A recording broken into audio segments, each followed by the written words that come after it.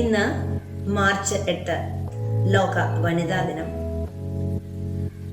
1857 ന്യൂയോർക്കിലെ ഒരു തുണിമില്ലിലെ വനിതകളാണ് അവരുടെ പ്രൊട്ടക്ഷന് വേണ്ടി, അവർക്ക് ശമ്പള വർധനവിന് വേണ്ടി, വോട്ടവകാശത്തിന് വേണ്ടി പോരാടിയ ദിനമാണെന്ന്. നമ്മുടെ സമൂഹത്തിൽ, നമ്മുടെ ലോകത്തിൽ ധാരാളം വനിതകൾ സ്ത്രീകളുടെ ഉന്നമനത്തിന് വേണ്ടി പോരാടിയിട്ടുണ്ട്.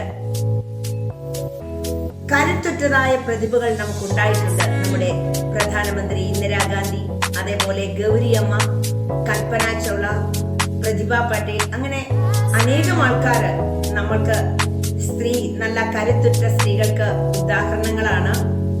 നാം നമ്മുടെ കുഞ്ഞുങ്ങളെ എപ്പോഴും, പ്രത്യേകിച്ചും പെൺകുഞ്ഞുങ്ങളെ സഹിക്കണമെന്ന് പഠിപ്പിക്കാറുണ്ട്. അതല്ല വേണ്ടത്. തെറ്റായ കാര്യങ്ങളിൽ പ്രതികരിക്കാനുള്ള ശക്തി അല്ലെങ്കിൽ ഊർജം നാം അവർക്ക് പകർന്നു കൊടുക്കേണ്ടതാണ്. ഒരു പെൺകുട്ടി എന്ന് പറഞ്ഞാൽ അവൾ എല്ലാം സഹിച്ചു മുന്നേറണം എന്ന് പറയുന്നതിൽ അർത്ഥമില്ല. ഇപ്പോൾ നമ്മൾ കഴിഞ്ഞ ഒരാഴ്ചക്കാലം കാണുന്നുണ്ട്, പല പീഡന കഥകളുടെയും ചുരുൾ അഴിയുന്നതായിട്ട് പത്രങ്ങളിൽ, സോഷ്യൽ മീഡിയ വഴി നാം കാണുന്നുണ്ട്. നാം പുറകോട്ടൊന്ന് ചിന്തിക്കുക. നാം ഒക്കെയും ജീവിതം അവസാനിപ്പിക്കാനല്ല, ജീവിച്ചു തീർക്കുകയല്ല വേണ്ടത്.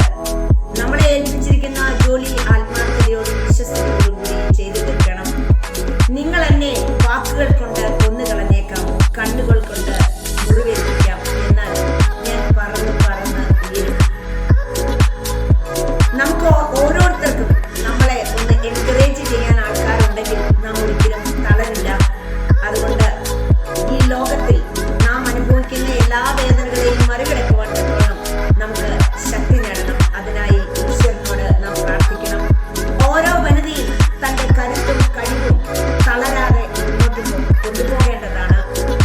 അതിനായിട്ട് ഈശ്വരൻ നമ്മെ അനുവദിക്കട്ടെ.